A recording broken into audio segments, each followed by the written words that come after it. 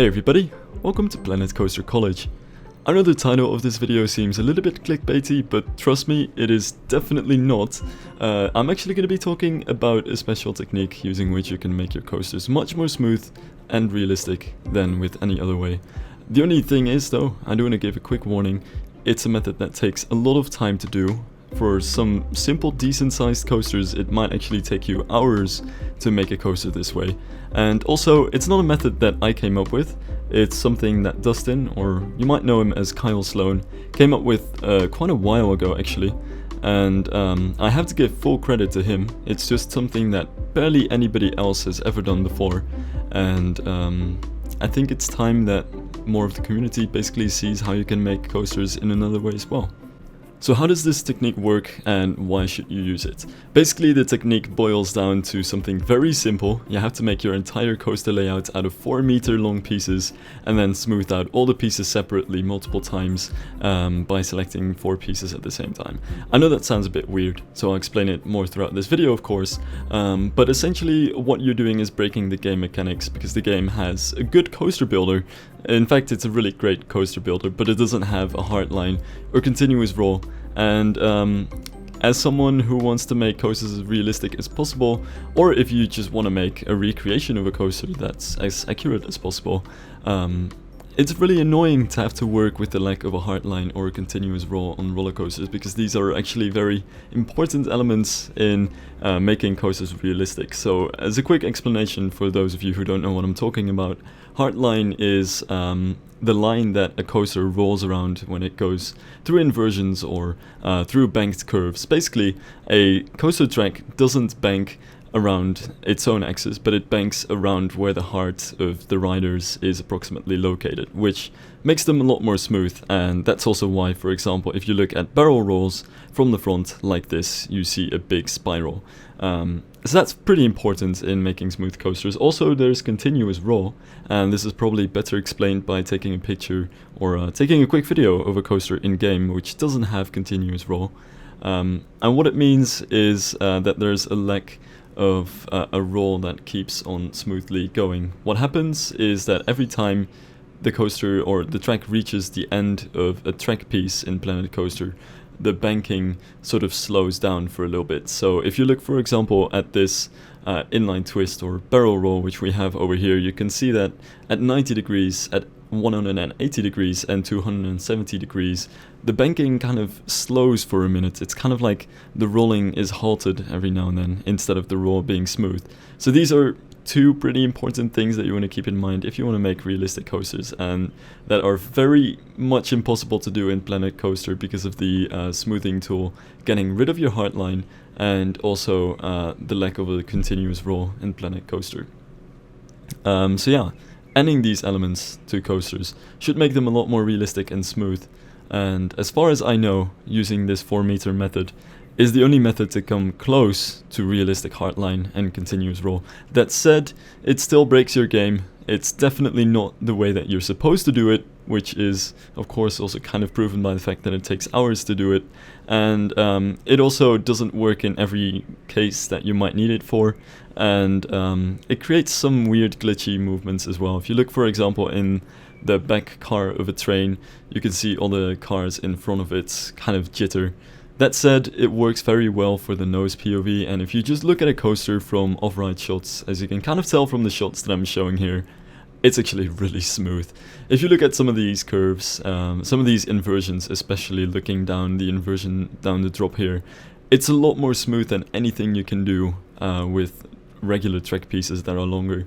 So as you can see, for example, the coaster is really rotating around the heartline. It has a smooth continuous roll, and if you look, for example, at some of the curves, some of the banking, it's very smooth as well. And even there you can see that it's banking around the car instead of the car just being thrown to the side because of the track banking suddenly.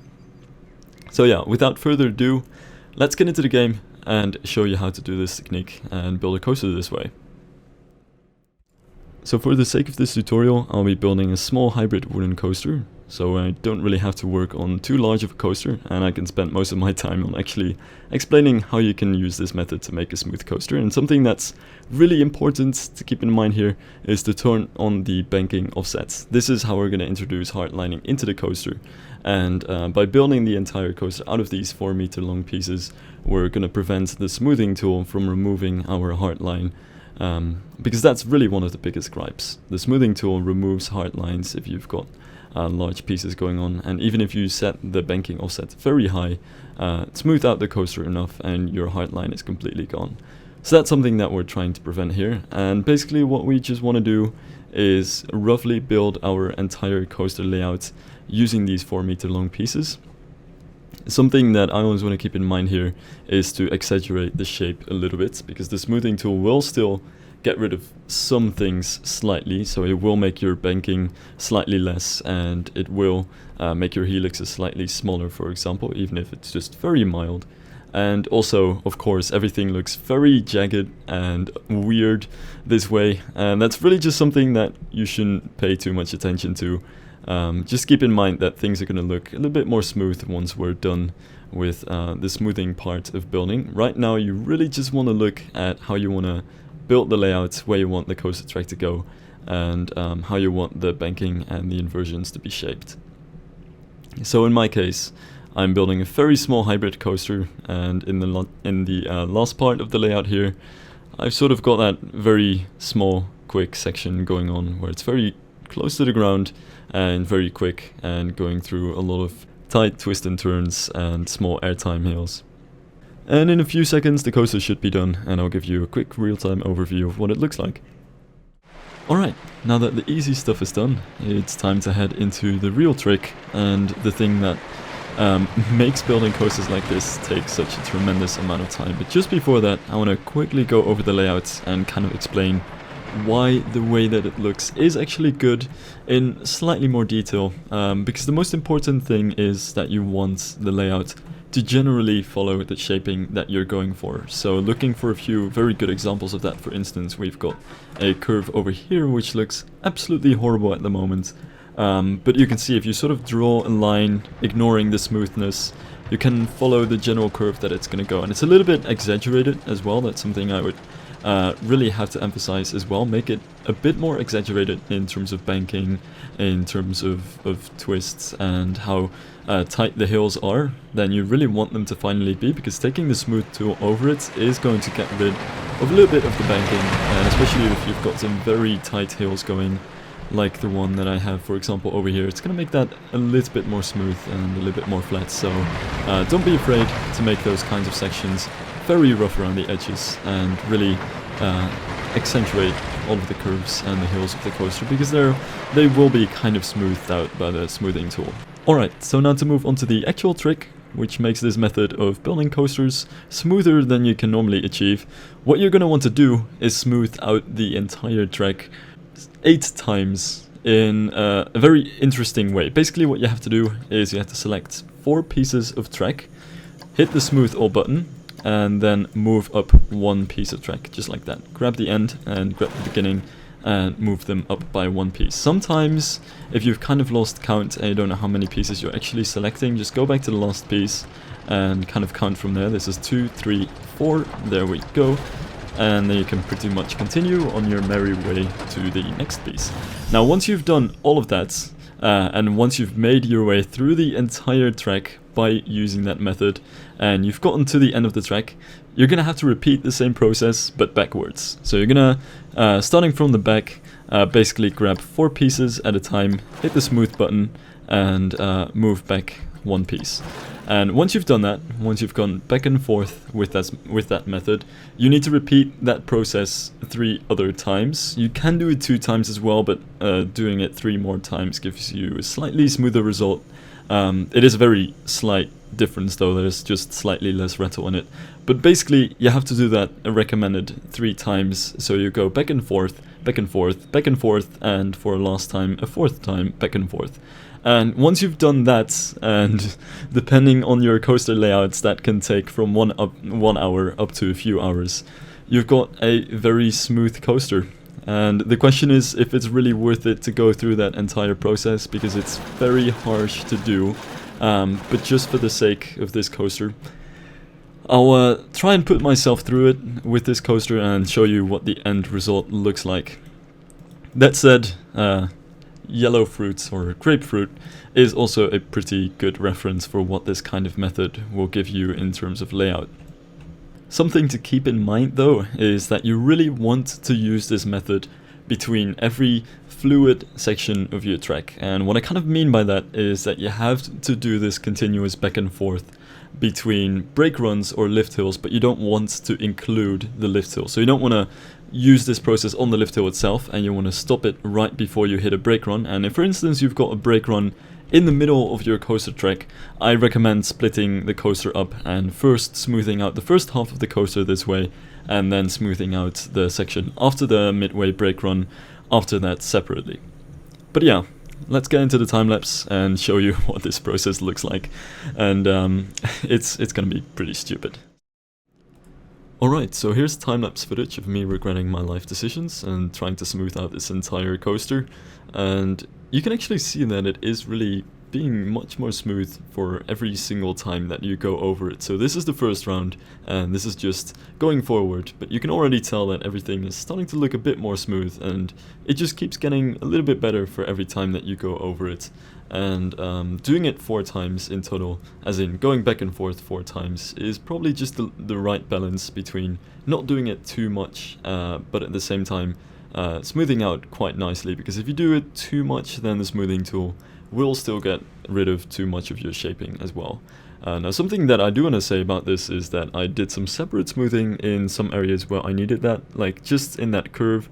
As you can tell, I was trying to just optimize the banking a little bit and give that some extra smoothing. Sometimes you have these little areas where your shaping either gets off a little bit too much, or it's still not quite as smooth as the rest of the coaster, and you can definitely just go over those sections separately, as long as you are still smoothing them out with 4 sections at a time. The only real other rule that I guess I'd have to say is if you've got some very tight sections where a few track pieces of 4 meters make up very large parts of the elements, like for example the final little airtime hill or that very small curve. In that case, I was using a lot of smoothing using 3 pieces at a time instead of 4 pieces at a time, since it's just a very small section of the track that maneuvers very quickly with just a few track pieces. So in those kinds of cases, it's usually a little bit better to grab 3 pieces at the same time. But yeah, that's really just fine-tuning. The general method of grabbing 4 pieces at a time and going through the track like that is something that I still kept for the rest of building this coaster. So yeah, this is basically all the time-lapse that I have. Let's take a quick in-game look again and see what the coaster looks like. Alright, so here she goes. And I think that's looking reasonably smooth. It's still a little bit jittery in some places, but most places are just about as smooth as you can get them. Especially this transition right here. I don't know why, I just love that part. And you've seen all of these camera angles already, so I'll get to a POV in a second. But it's just one of these things where sometimes I do kind of feel like it's worth it to put all of these hours into a layout like this, just because it looks so good to watch the car go through it. Although I do know this last section is a little bit too fast. I kind of didn't want to trim it because I just didn't want to add any trims to the coaster, but it should have lost a little bit more speed at the end here, definitely.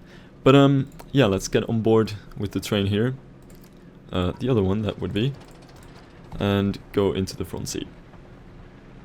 So here we've got that slow roll, which is a little bit jittery at the end. There's not too much that you can change about this. This roll is very smooth, and going down into this section here with a sort of double up trick track section, and down into the helix over here, which another thing that I just wanted to quickly say is it's good to sometimes have your coaster go underneath a section where it's already been, especially around curves like that, because hybrid coasters like these are very often redone older wooden coaster models. So you'll have to imagine that for this coaster, for instance, There used to be an old wooden coaster that followed the same layout, just didn't have the same elements, and it's just borrowing the structure and the location from that. And in a similar way to wooden coasters, that means that we're also sharing the supports, which means that we're kind of like reusing the same support structure for the rest of the ride, which is something that's quite typical of wooden coasters, in that as a result you also kind of see for hybrid coasters. So yeah, that's basically it for this tutorial. If you have any general questions or feedback or anything to say about this, feel free to shoot it in the comment section, and if it's anything that I can improve upon, or if there's anything that you can give other people tips about, it's definitely something that I'll want to return to in the comment section as well, so it's always welcome.